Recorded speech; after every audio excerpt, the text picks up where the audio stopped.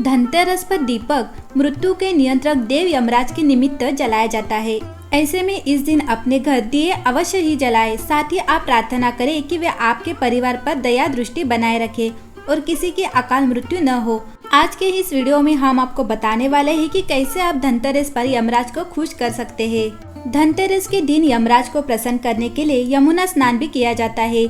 यमुना स्नान संभव ना हो तो स्नान करते समय यमुना जी का स्मरण कर लेने से भी यमराज प्रसन्न होते हैं, क्योंकि मान्यता है कि यमराज और देवी यमुना दोनों ही सूर्य की संतानें होने से आपस में भाई बहन हैं और दोनों में बड़ा प्रेम है। ऐसा करने से आप अकाल मृत्यु के दोष से मुक्ति भी हो सकते हैं। बता दें कि धनतेरस को मृत्यु के देवता यमराज की पूजा सही तरीके से करने के लिए पहले वेदी पर रोली से स्वस्तिक बनाइए, फिर स्वस्तिक पर एक दीपक रख कर जलाए। अब दीपक के चारों ओर गंगा जल छिड़के, दीपक को रोली से तिलक लगाकर अक्षत और मिष्टान आदि चढ़ाए।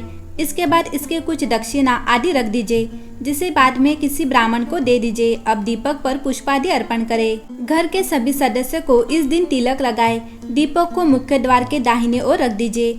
यम पूजन करने के बाद अंत में धन्वंतरी की पूजा भी जरूर करें। कोशिश करें कि पूजा करने के दौरान आपसे कोई भी गलती ना हो। आपको बता दें कि आप पूरे घर में धनतेरस के दिन से ही दिया जलाएं। दियों की रोशनी आपके घर को काफी ज्यादा खूबसूरत बना देती है। दिवाली में धनतेरस के बाद से ही लोग अपने घर में सजाना भी शुरू कर देते हैं। धनतेरस के दिन आटे का चौमुखी दीपक बना सकते हैं। अगर आटे का न बना रहे हो तो बाजार के मिट्टी का दीपक जलाकर उसमें 4 बत्तियां डालकर पूजा करें।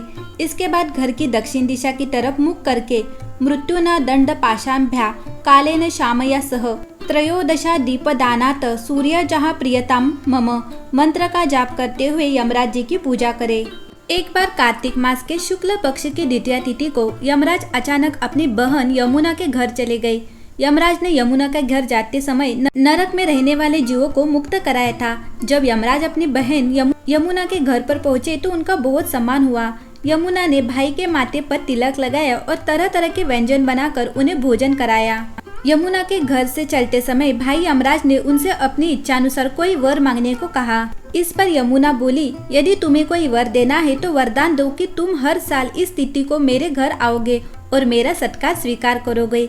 भाई दूज के दिन जो भी आपकी तरह अपनी बहन घर आएगा, बहन से टीका लगवाएगा और बहन उसे प्यार से खिलाए तो वह आपसे कभी नहीं डरेगा। तब यमराज ने यमुना को वरदान दिया कि ऐसा होगा। भाई दूज के दिन किसी भूखे को भोजन कराने से यमराज की कृपा प्राप्त होती है।